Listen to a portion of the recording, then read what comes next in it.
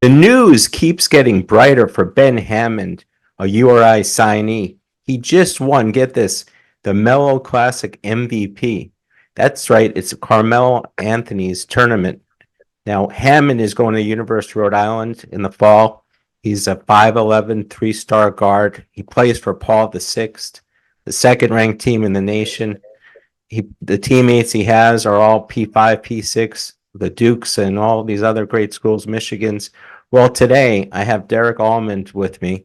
He's with DeeAyy Sports. He went to the game. Not only that, he provided with amazing video. I feel like you took the video from the Los Angeles Lakers floor seats. It's so crisp and you're so close to him. Well, I'd like to know, Derrick, what is the significance of Ben winning the MVP of this tournament? I think the significance of Ben winning the MVP shows a lot of what people might not see because he might get overshadowed by, like you said, the Duke commits on his teams and the Michigan commits on this team. So I think this MVP really showed just basically how underrated he is, in my opinion, as a point guard. Now, what is the Melo Classic? Is it a two-game tournament or what? No, so this was actually only the second Melo Classic ever. Something that Carmelo provides, and I think it's in conjunction with his team Melo basketball, so his AAU program, and it was only Okay. one game. So everyone only played one game. So it was that particular day was 4 games that day, all high major schools. Lou High was there, Gonzaga was there. So a lot of good teams were there that day. And he won the MVP of that game or for the whole tournament? It was for that game. So each game there was an MVP for. Mhm. And so for that game particularly, he won the MVP for. Well, that's a big deal, don't you think, Derrick? Because just like I said, he's got 4 teammates that are top recruits. What did he do in that game to win MVP? He did a little bit of basically everything and much of what you would want to see from your point guard, I believe. The kid, he literally gets to any spot he wants on the floor, which not only benefits himself, but his teammates, because he's also a very willing passer. I mean, he also has to be with those kind of guys on his team. But, I mean, he did a lot of things that you would want your point guard to do, especially playing with the caliber players that he's playing with. Like, to say he controlled the game with Duke commits and all these other guys on his team, that says a lot, I think. We think so too. Everyone's and the competition that he's been playing for 3 years on the varsity team. I can't wait any longer. Let's go to the videotape.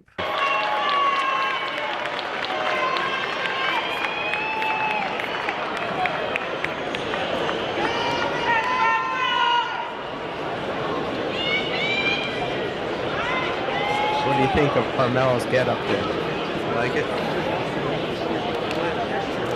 When the videos,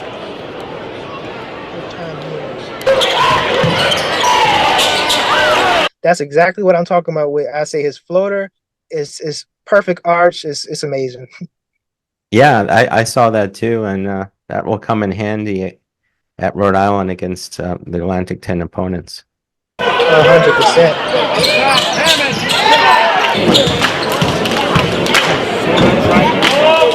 The free throws is good. I know he's making those. That's a positive. I don't know if you've been following Rhode Island, but we're struggling at the foul line, and we need a point guard. And we need a lot of players to be shooting in the 70 range. We're not shooting that high. So how's he shooting? Around 70, 75 right now, or close to that? If not higher. I mean, I don't even know if he missed a free throw while I was watching him. Really? No, well, yeah, I would say he should definitely help you all in that category as far as free throw percentage for sure. If he's him at the line, I feel confident, basically. Do you have his splits for that game, or were they following that? I do not. I tried to look him up. I found his points, but I couldn't get, the real detailed statistics as we would probably want to break down. It feels like a 16.6 assists, 3 steals, type of game. Hey, I'm that just would making sound maybe about four right. rebounds. I'm making it up totally. Derrick. I wish I Even knew though. I think the Melo Classic, I seen reports. Some reports gave him about 14 points, somewhere around there. I mean, assist total, I'm pretty sure was high because I calculated like 3 oops myself he threw. So, Yeah. I mean, even that's going to be fun when he comes to you all. I'm pretty sure you all will love to have a guy that can throw it up to the big man on something like that. You know. We really like that about Archie Miller. He takes chances, and we do a lot of alley-oops, or maybe not dunk, but we have some pretty Mhm. big guys, exciting athletic guys. So I see this as being a welcome addition, really exciting. The fans at the Ryan Center are going to go crazy. He's gonna bring them back. First guy since Fats Russell, maybe, to bring that excitement. I know he's different than Fats Russell, though.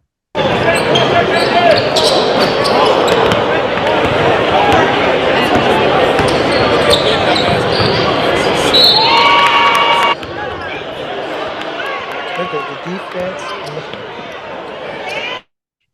And another thing, a glaring need that we have in our defense, we're not, we don't create turnovers that much. We don't steal the Mm, ball. He looks like he has very quick hands, and we're going to produce a lot of easy points with those steals. We've had guards in mm-hmm. the past like that. Absolutely, 100%.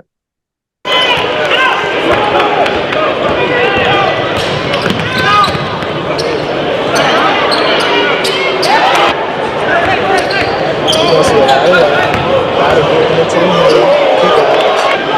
Look at that finish.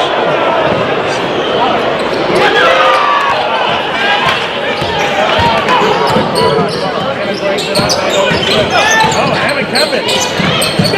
There go that floater again off the backboard.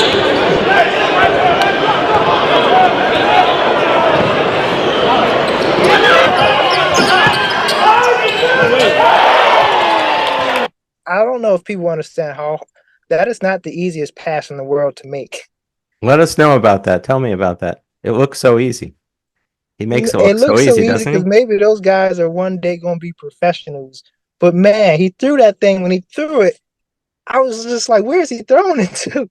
I turned the camera, boom, right there, alley dunk. Threw it right over the defender's head. I couldn't, because I was watching him and I was watching the ball, I couldn't see if it was like a backdoor cut or anything like that. So I don't know what that happened, but for him to even have the IQ and the ability to even throw it over all those defenders' heads, I mean, come on, that's pretty nice. That's pretty nice. If you follow Rhode Island history, we had a tandem of Tyson Wheeler and Tino Mobley who did really well together. Mm. Tyson was the point guard, and he threw the ball perfectly to Coutinho. But Tyson once was on the show, and he said Coutinho was pretty hard to please. So I guess that made him do even better. He wanted it as Hey, Coutinho, was an NBA yeah.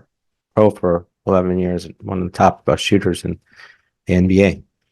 But what about his prospects? What's realistic for us to think of him as a freshman coming in? It's easy to say he's going to start right away and he's going to play 30 minutes and run the team from game one.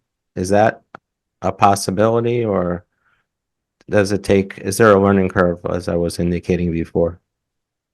You see, the thing about Ben is he's playing a lot of high competition guys right now.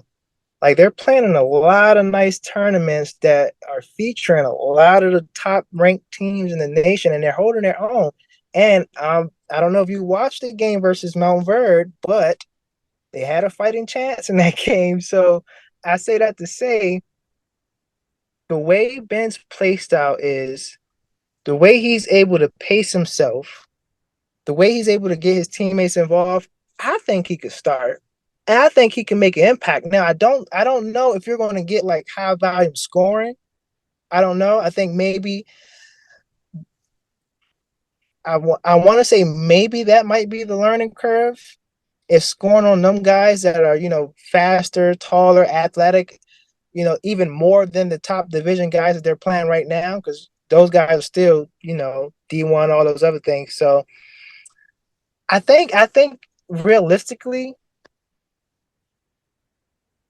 fans, everyone should feel very confident in having him because, as you said earlier, I can't talk too much of how much I feel he's underrated. So I gotta leave a little bit of room there. But I think the kid is like super super underrated in my opinion, and I'm saying that in the sense of I watch a lot of, and I don't mean on camera. I mean in person. I watch and record a lot of these high level, high talent teams all throughout the nation. Like I seen Mount Vernon, I seen all these teams in Yeah, person. And I would say, as from a point guard perspective, I would like to have him on my team. I like to hear that. And Mm-hmm. what about his 3-point shooting? That's something that he needs to work on.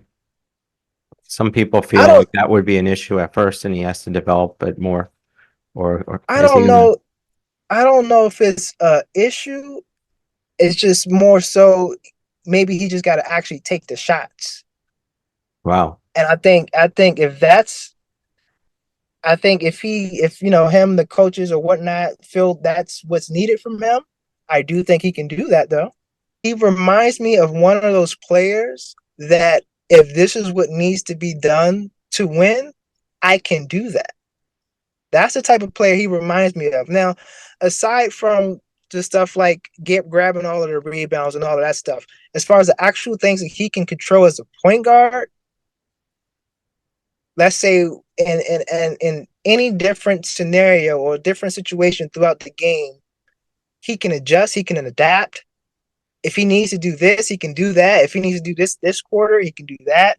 Oh, if Darren Harris is hot, okay, let me keep feeding the hot hand. Let me keep, the kid is smart. So I mean, yeah, I think he'll be able to adapt anyway. Even if there is a learning curve, I don't think it's going to take him long, especially considering the talent that he's been playing against and his mindset. I think as a competitor is where it needs to be. I think you're definitely getting a competitor for sure. Someone that wants to win is always welcome on my team, at least. I think that's exactly what we need. We need someone with the mentality to control the Mm-hmm. game, and that will set the tone. Because we definitely have a lot of talent. We need a little more speed. We need some easier baskets with his Mm-hmm. speed. So I see him as a perfect fit coming in, and we're not called the Running Rams. We're not called them for an accident.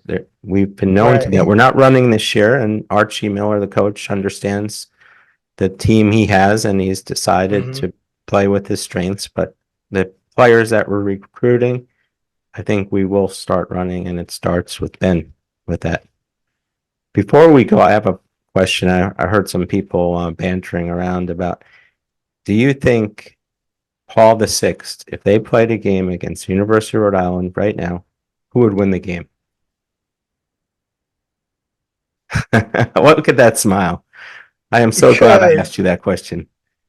That was going around in a fan forum, and some people had different answers. I thought Rhode Island would win the game. I would have to say I would have to give them the respect and say Rhode Island would still win the game. I think it would be disrespectful Yeah, to the program and the hard work that they also put in to say that they would not win the game. I think politics will maybe make it fun at most, yeah, but I still would have to say those who's are grown men up there, they're going to probably win the game still. that's what I thought. They're not so young anymore. These players. Some of these guys are Yeah, 29 years old with the COVID rules now. yeah, So yeah. I mean, that's what I'm. It could, and at that level, the IQ still raises a bit. Stuff like that does come into play. So again, I think politics would probably make it a fun game. It'd be fun to watch the youngsters give it their all, but it's hard to say. It's to me personally, it's just hard to say politics will win that it, game. it takes so much confidence for a guy like Ben to do what he's done with the caliber of players because they're not going to let him play just because he's a nice guy. He has to Right. be at that level, and he knows what level his teammates are. So I think he has a lot of confidence, which is One invaluable thing as we a haven't player. talked about also. The one thing about Ben that we have not talked about yet Okay. is the dude is not turning the ball over. Wow. I just got chills from that because we have He's that not. problem right now. I'm I see. very impressed when I'm watching point guards. As one of the first things that I'm looking at is at least is assist to turnover ratio, and his is. I got no complaints about his game, and for me to have no complaints means he doesn't turn the ball over.